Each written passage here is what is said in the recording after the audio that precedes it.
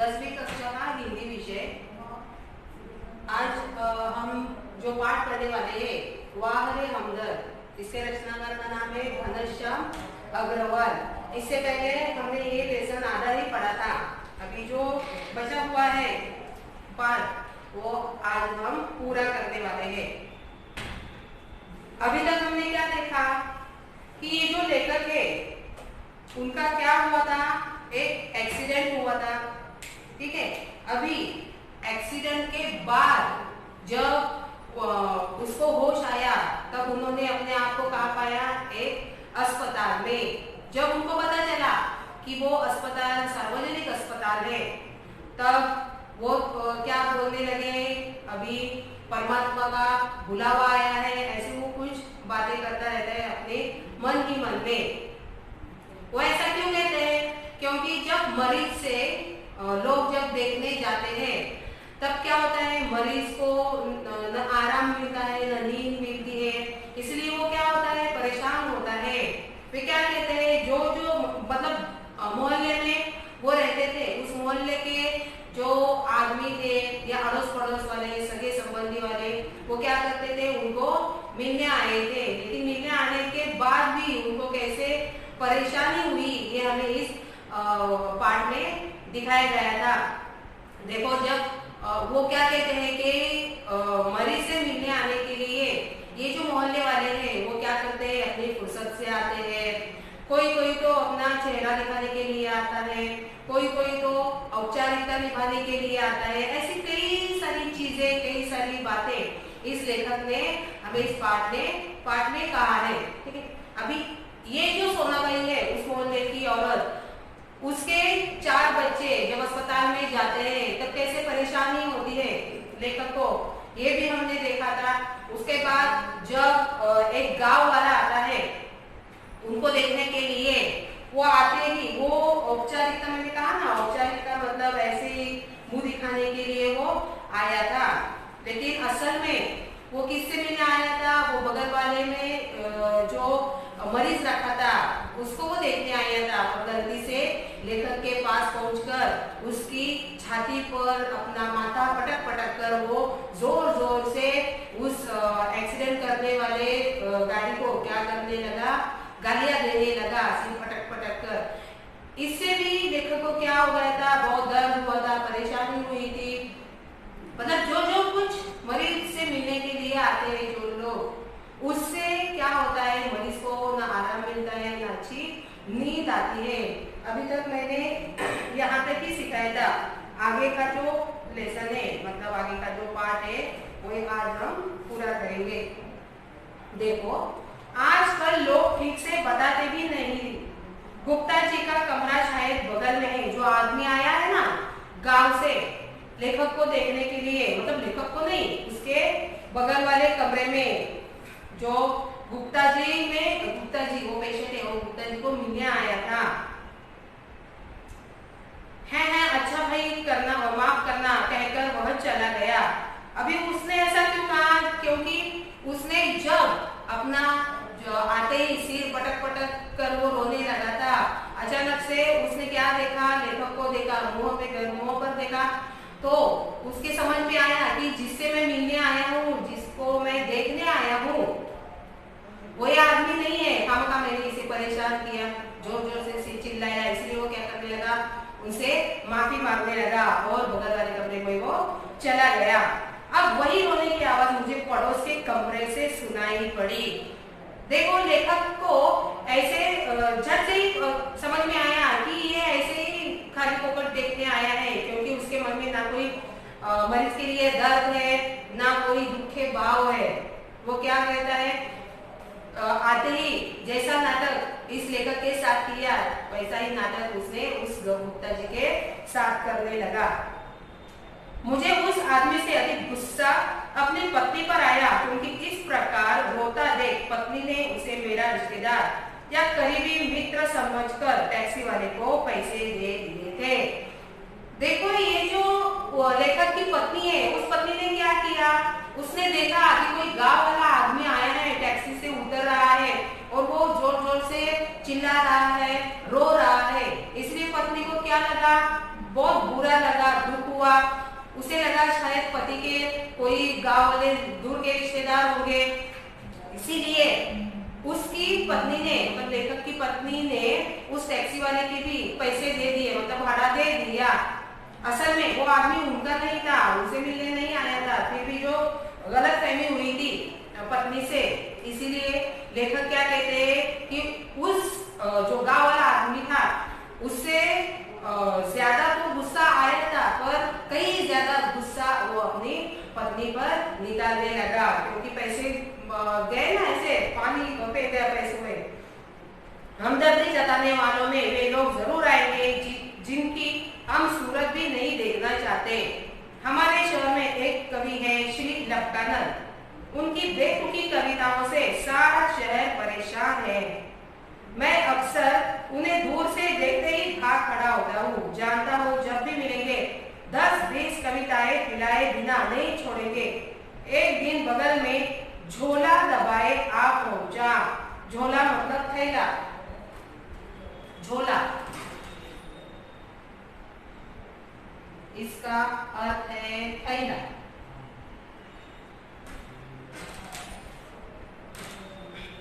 झोला दबाए आ पहुंचे, आते ही कहने लगे, मैं तो पिछले 4-5 दिनों से कवि सम्मेलनों में अति व्यस्त था।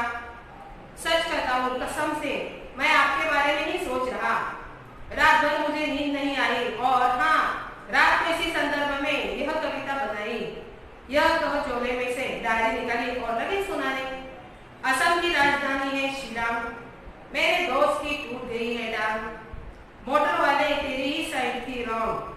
कविता सुनकर वे मुझे ऐसे देख रहे थे मानो उनकी एक आंख पूछ रही हो, कहो कविता कैसी रही, और दूसरी आंख पूछ रही हो, बोल बेटा अब भी मुझसे भागेगा। मैंने जल्दी से चाय पिलाई और फिर कविताएं सुनने का वादा कर बड़ी मुश्किल से विदा किया। अब मैं रोज ईश्वर से प्रार्थना करता हूँ कि हे ईश्वर, अगर तुझे मेरी दूसरी टांग भी तोड़नी हो तो जरूर तोड़, मगर कृपा कर उस जगह तोड़ना जहाँ मेरा कोई परिचित न हो, क्योंकि बड़े बेदर्द होते हैं ये हमदर्दी जताने वाले। हंसी के आईने से ये लेसन दिया है। ये जो लेखक है वो क्या कहते हैं कि हमदर्दी जताने के लिए कोई भी आता है, औपचारिकता निभाने के लिए, अपना चेहरा दिखाने के लिए। ऐसे ही उसके एक शहर में कविता, उसका नाम क्या था, लक्कानंद।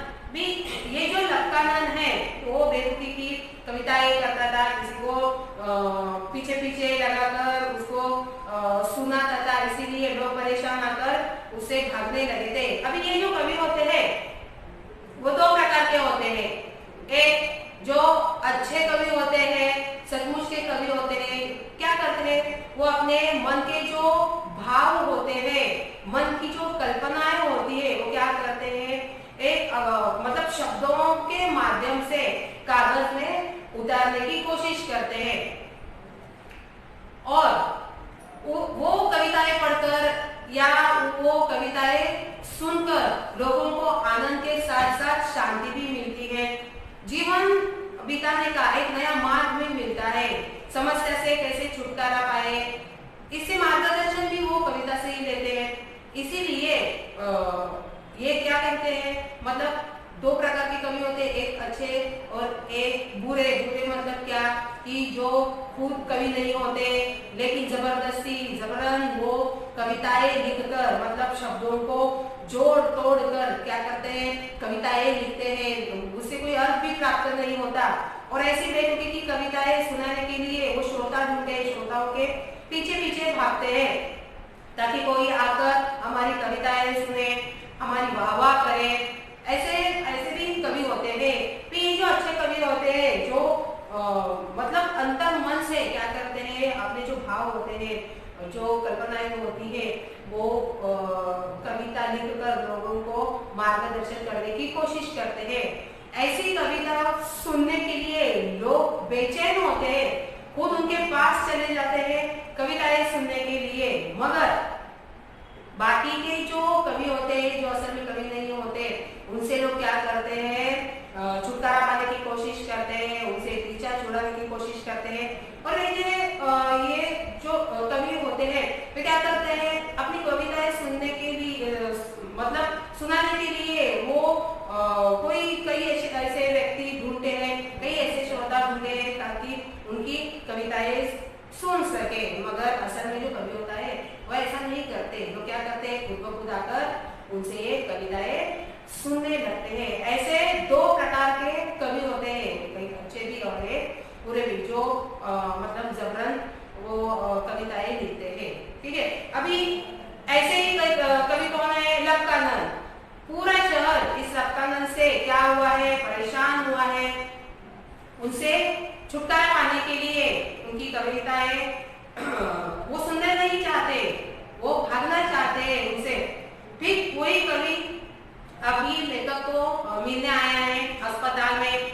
आते ही उन्होंने क्या किया, अपना झोला उतार दिया, झोले में से एक डायरी भी निकाली। डायरी निकालते ही वो क्या कहने लगा, मैं बहुत व्यस्त था, बिजी था, इसलिए मैं तुम्हें मिलने नहीं आया, लेकिन कई रातों से मैं सोया नहीं, नींद नहीं आई। अभी उसी रात को उन्होंने क्या किया है, कविताएं भी लिखी है। वो क्या बोलते हैं, तुम्हारी याद में मैंने कविता भी लिख डाली है। तो वो क्या करने लगे, जबरन उनको कविता सुनाने लगे। कवि लेखक ने जैसे तैसे वो कविता सुन ली और उनको उनसे छुटकारा पाने के लिए उन्होंने क्या किया, उन्हें चाय वाय पिलाई और अगले मतलब कुछ ही दिनों में या बाद में मैं आपकी कविताएं सुनूंगा, ऐसा उसे प्रॉमिस करके उसे वहां से भगा दिया। मतलब ऐसे जो लेखक को मिलने आए थे वो सब परेशान करने लगे थे। इसीलिए आखिर में ये जो लेखक है वो क्या कहने लगा कि अगर मतलब भगवान को प्रार्थना करने लगा, अगर मेरी दूसरी टांग भी आपको तुड़वानी हो तो उस जगह तोड़ना जहाँ मेरा कोई परिचित ना हो, जहाँ कोई मेरी मतलब दुख को और न बढ़ा सके, उसी जगह मेरी टांग तोड़ना। ठीक है, अभी ये जो पूरा लेसन है ये हमने आज तक यहाँ पढ़ा है। आशा करती हूँ ये जो लेसन है वो आपको अच्छे से समझ में आया होगा। आखिर में जो प्रश्न है वो भी आपको सॉल्व करने हैं।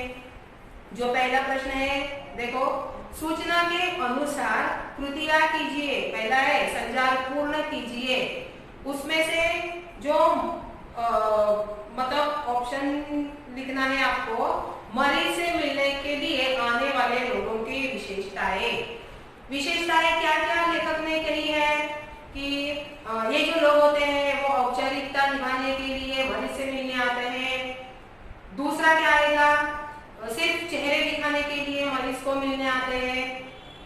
तीसरा, मोहल्ले के जो लोग होते हैं वो अपनी फुर्सत से मिलने चले आते हैं। कई तो लोग मरीज से हमदर्दी जताने के लिए आते हैं। ऐसे बहुत सारी विशेषताएं आप यहाँ मतलब लिखोगे। ठीक है, प्राइवेट अस्पताल और सार्वजनिक अस्पताल, इसका अंतर आपको स्पष्ट करना है। ये जो देखो, जब लेखक को उस अस्पताल में भर्ती किया गया तब उसको पता चला कि वो कौन सा अस्पताल है, सार्वजनिक अस्पताल है, और प्राइवेट वार्ड में उन्हें रखा गया था। प्राइवेट अस्पताल और सार्वजनिक अस्पताल का क्या करना है, आपको अंतर बताना है। जैसे कि प्राइवेट अस्पताल में अच्छी सुविधाएं होती है और सार्वजनिक अस्पताल में क्या होता है, कई बार सुविधाओं का अभाव होता है। और प्राइवेट वार्ड का भी अंतर और सार्वजनिक मतलब जनरल वार्ड का भी अंतर आपको बताना है। जैसे कि प्राइवेट वार्ड में देखो मिलने का कोई निश्चित समय नहीं होता और जनरल वार्ड में मिलने का निश्चित समय होता है। इसीलिए ये जो लेखक है वो क्या करने लगे, भगवान से भी शिकायत करने लगे। आकृति में लिखिए प्रश्न क्रमांक 3, अस्पताल में आए सोनाबाई के बच्चों की शरारतें। ये भी हमने पढ़ा है। जब सोनाबाई आती है तब उसके 4 बच्चे वो कैसे अस्पताल में मस्ती करते हैं, परेशानी मतलब नाचते हैं, गाते हैं। एक लड़का तो क्या करता है, उसकी टांग पर जो रेत की थैली जो लटकाई हुई थी उनसे वो क्या करता है, वो बॉक्सिंग की प्रैक्टिस करता है। दूसरे कतरकली कर एक जो औषधि है वो शीशे को लेकर वो तोड़ देती है। ऐसी बहुत परेशानी वहां पे हमें दिखाई देती है। कारण लिखिए, लेखक को अधिक गुस्सा अपनी पत्नी पर आया। क्यों आया? अभी आगे के जो प्रश्न है वो हम बाद में देखेंगे, अगले में जो हम जरूर लेके आएंगे। तब तक के लिए नमस्कार। नमस्कार बच्चों, आज हम सीखने वाले हैं 10वीं कक्षा का हिंदी लेसन, जो कि है वारे हमदर्द। इसके रचनाकार का नाम है घनश्याम अग्रवाल। पूरा पाठ हमने पढ़ा है। अभी इसकी जो प्रश्न उत्तर है वो हम देखने वाले हैं। आकृति में लिखे, ये हमारा तो हो गया सोनारे के वो बच्चों का। 4 क्रमांक कारण लिखिए। लेखक को अधिक गुस्सा अपनी पत्नी पर आया। क्यों आया? क्योंकि पत्नी ने क्या किया? वो जो गांव वाला आदमी आया था, उस गांव वाले आदमी का जो टैक्सी भाड़ा था वो उनकी पत्नी ने दिया था, इसीलिए ज्यादा गुस्सा अपनी पत्नी पर आया था। दूसरा जो है, लेखक कहते हैं कि मेरी दूसरी टांग उस जगह तोड़ना जहां कोई परिचित न हो। परिचित मतलब जाना पहचाना, परिचित न हो। ऐसा क्यों कहते हैं?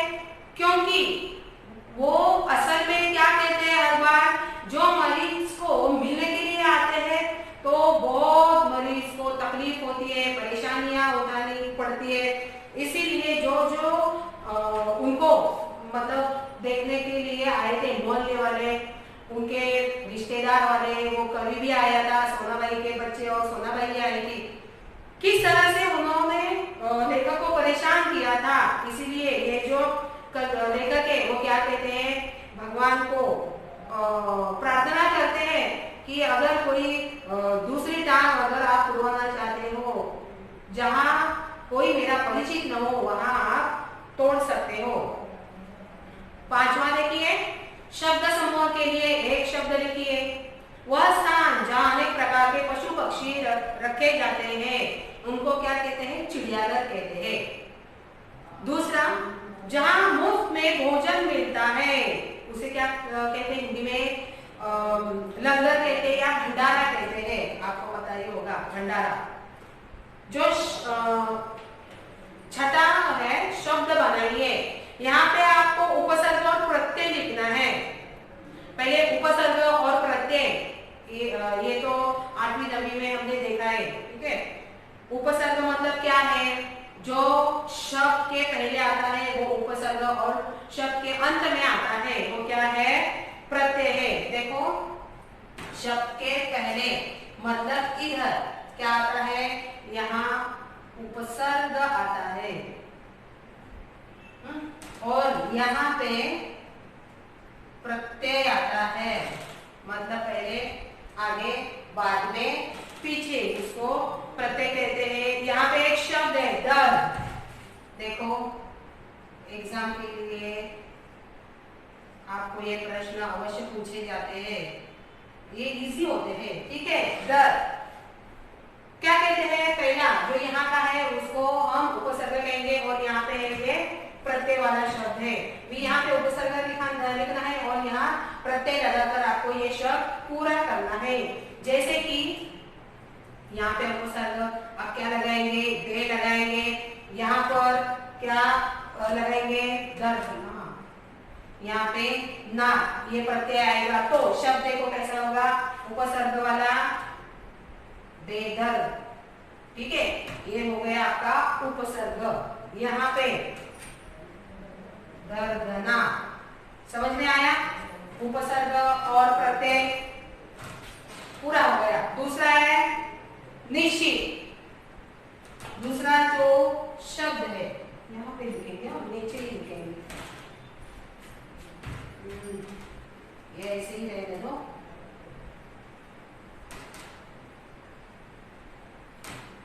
क्या है शब्द? निश्चित। यहाँ शब्द है निश्चित। देखो, आप बताओ, आपको आएगा? ये जरूर आएगा, क्योंकि कहा है, क्या कहा है? शब्द से पहले उपसर्ग, शब्द के बाद में मतलब अंत में प्रत्यय। अभी आपको यहाँ उपसर्ग जोड़ने हैं, प्रत्यय जोड़ने हैं, आसान है, आपको आएगा, ट्राई करो। यहाँ उपसर्ग देखो, अभी उपसर्ग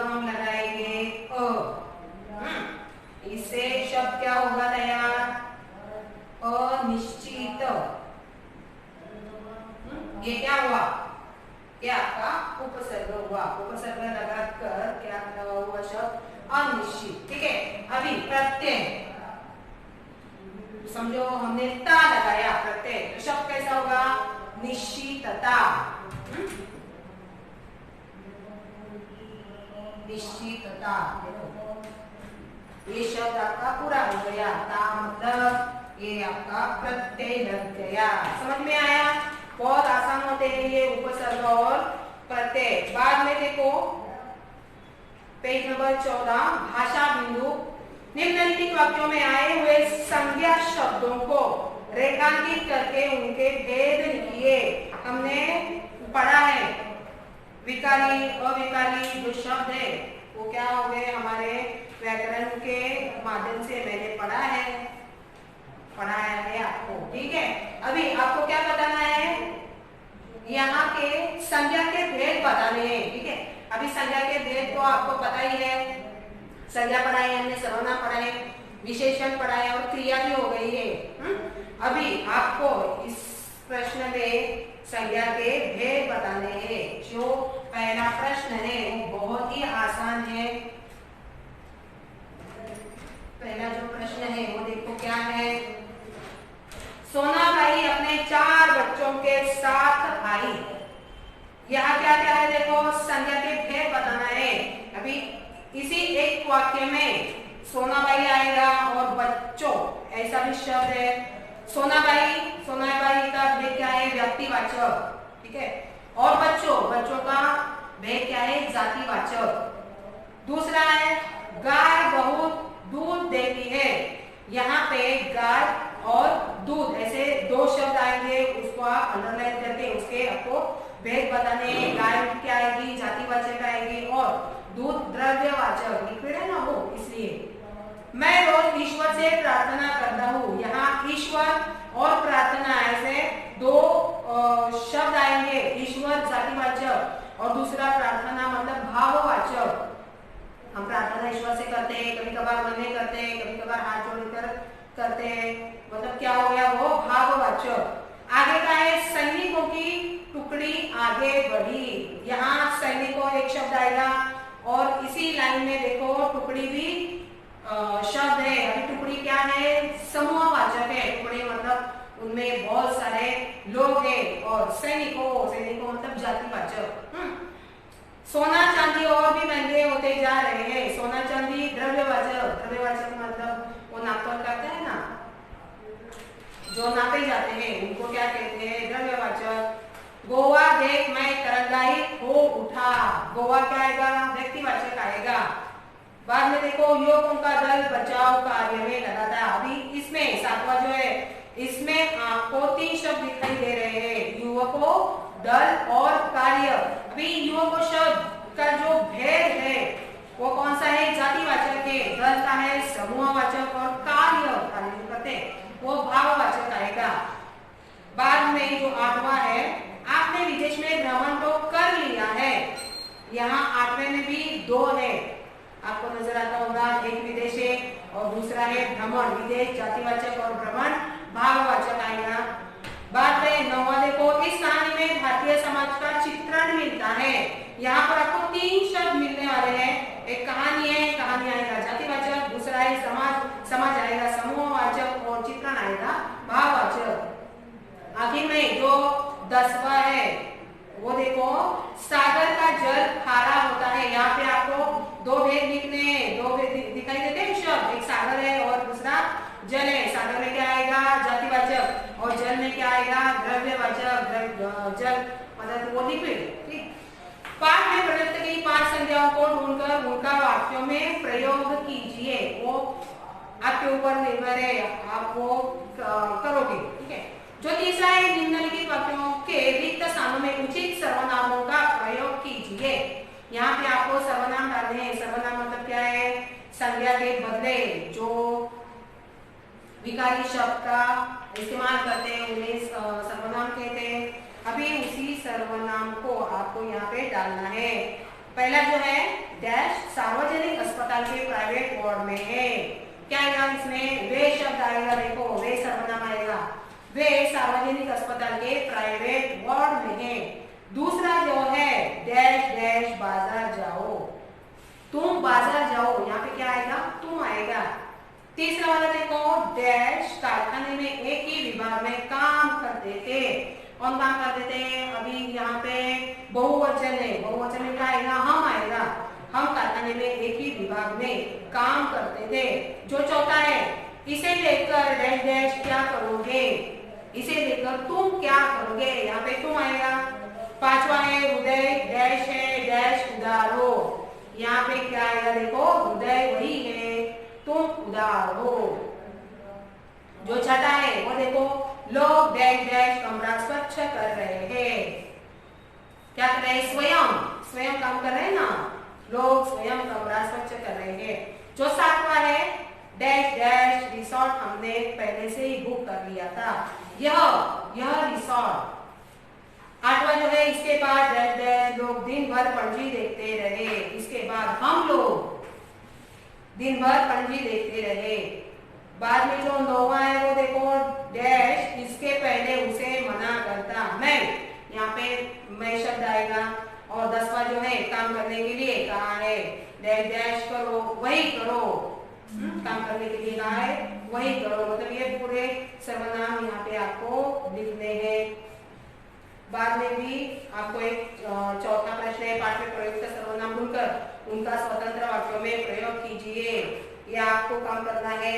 और जो 5 नंबर 13 है उसमें देखो मरीज से मिलने जाते समय कौन कौन सी सावधानियां बरतनी चाहिए, लिखिए। मैंने लेसन पढ़ाते हुए आपको समझाया था कि जब मरीज को लोग देखने के लिए जाते हैं तब वो क्या करते हैं, मरीज को परेशान करते हैं, क्योंकि मरीज को अच्छी दवा के साथ साथ अच्छी नींद भी जरूरी होती है। और जाते ही उनके जो जख्म होते हैं या उसकी बीमारी होती है उसके लिए नकारात्मक कोई भी ऐसी बात नहीं करनी चाहिए जिसके लिए वो अधिक दुखी हो, मतलब ऐसे छोटे छोटे हमें बातों के लिए ध्यान रखना चाहिए। आप ये सब आपको ही लिखना है, ठीक है।